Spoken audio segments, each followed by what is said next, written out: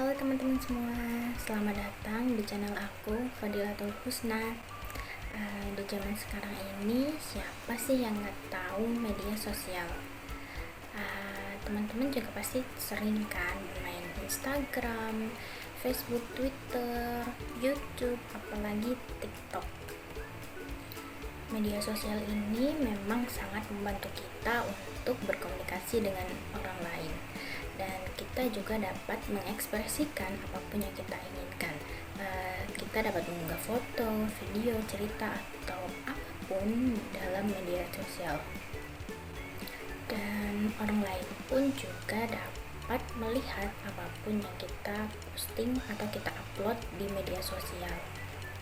Orang lain dapat memberikan respon, dapat memberikan komentar, dan juga dapat berinteraksi dengan kita. Tapi teman-teman tahu nggak sih kalau apapun yang teman-teman upload atau post di media sosial itu dapat dikenakan hukum.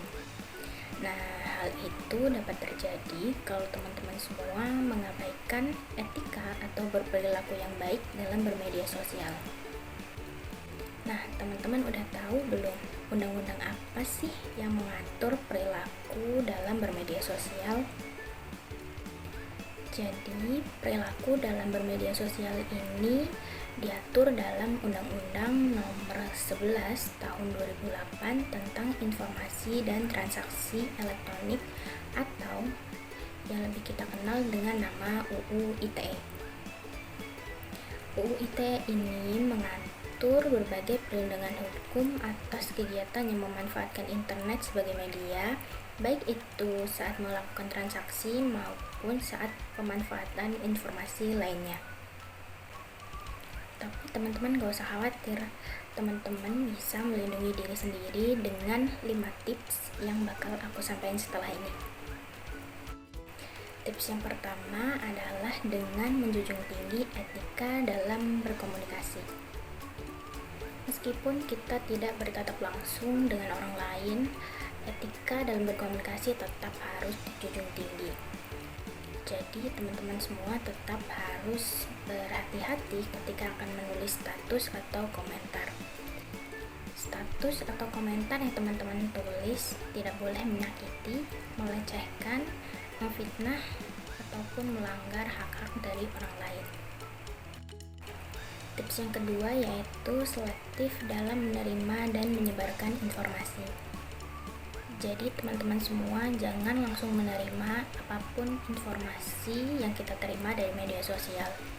Teman-teman perlu untuk mengecek validitas dari informasi tersebut.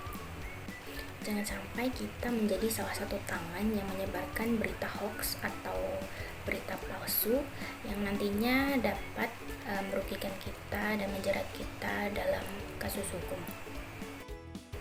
Selanjutnya, tips yang ketiga yaitu tidak menyebarkan data dan rahasia pribadi kita di media sosial.